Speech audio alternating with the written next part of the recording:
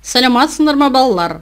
Бүгінгі сабақтың тақырыбы Бурабай ұлттық саябағы. Бөлім Қазақстанның көрікті жерлері. Сабақтың мақсаты тыңдалған мәтіннің мазмұнын түсіну, ұсынылған ақпаратты әрі қарай жалғастыру. Берілген сөздерді орфографиялық нормаға сай жазу. Сабақты бастамас бұрын шағын жаттығу жасаймыз. Тыныс алуға зейін қоямыз. Сіздерден аяқ қолдарыңызды айқастырмай түзу отыруыңызды өтінемін. Біз қазір тыныс алу жаттығуын жасаймыз. Тыныс алуға зейін қойған кезде біз тынығамыз. Ауаны ішке жұту кезінде тыныштық пен қуанышты қабылдаймыз. Демді сыртқа шығарған кезде өзіміздегі мазасыздықты сыртқа шығарамыз. Кәне дайындалайық балалар. Көзімізді жұмамыз, арқамызды тіктейміз, қолдарымды тізеге қоюға болады. Тынысты ішке тартамыз, тынысты сыртқа шығарамыз. Осылай күнде 10 рет жаттығу жасаймыз балалар. Болжау стратегиясы арқылы сабақтың тақырыбына болжам жасайық. Яғни балалар, бүгін суретке қарап отырып, қандай тақырыпта сөз қозғауымыз мүмкін?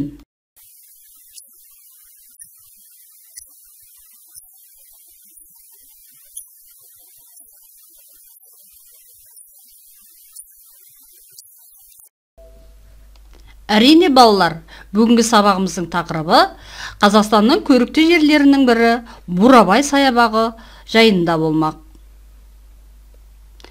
Қазақстанның кең байтақ жері әлі күнге дейін сыры ашылмаған талай құпияларды бойына сақтап келе жатқан ерекше табиғатымен танымал. Елімізде көрікті жерлер өте көп. Соның ішінде Бурабай ұлттық саябағының орны бөлек. Бурабай ұлттық саябағы Ақмола облысының солтүстігінде орналасқан. Бурабайдың таутасы да, көлі де, жазық даласы да ертегілер мен аңыздарға толы. Бурабайдың тамаша табиғаты, тылсым бейнесі, қарағайлы орманы, бір-бірінен көлдері арқылы бөлініп жатқан қатпарлы жартастары, биік құз басындағы тастары мен шыңдары небір бейнені көз алдыңа елестетеді. Тыңдалым тапсырмасы. Бірінші тапсырма. Бейнебаянды мұқият тыңдаңыз. Бейнебаян бойынша берілген сұрақтарға жауап береміз. Ойды жалғастырамыз. Бейнебаяндағы ойды өз өмірмен байланыстыра мысал келтіру. Ертеректе Көкшетау жерінде аппақ әдемі бура мекен етіпті. Ол өзгелерден саяқ, жалғыз жүретін. Бура қалың орман ішін кезіп, шөліркегенде күміс көлге келіп шөлін басатын еді. Күміс көл оның тыныстайтын сүйікті жері. Бура ерекше қасиетке ие болған. Елге қауіп қатер соғыс жұттың күнде боздап елдің тынышын алатын.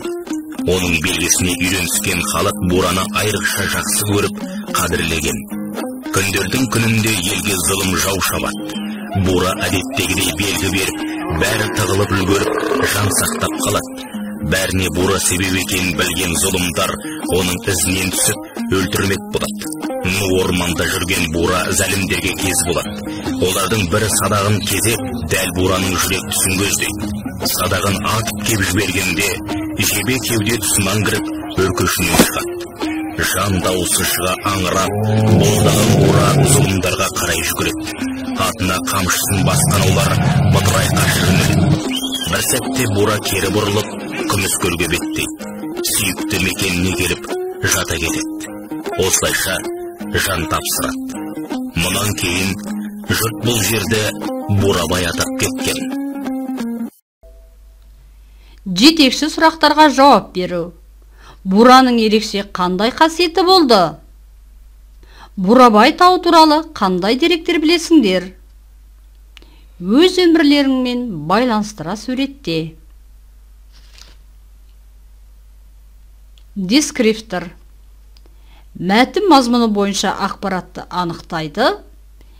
Берілген сұрақтарға жауап береді.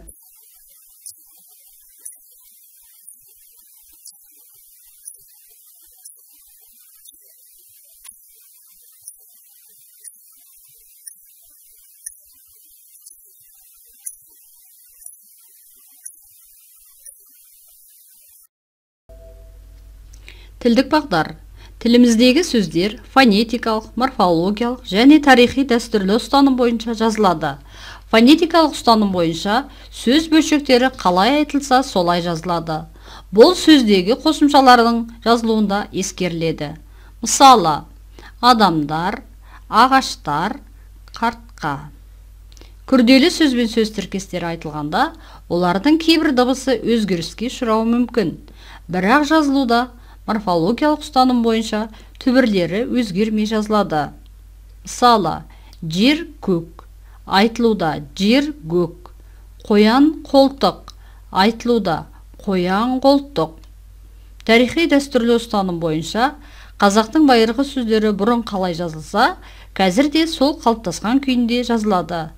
Мысалы, киуана, миуа, қиуа. Екінші тапсырма. Төмендегі сөздердің орфографиялық нормасын сақтап жаз. Жылан көз, жылан құрт, қай-қаяқ, қақ пөлу, саптаяқ, сарауыз, сегіз қанат жамбайды. Дескриптор сөздердің орфографиялық нормасын жазады.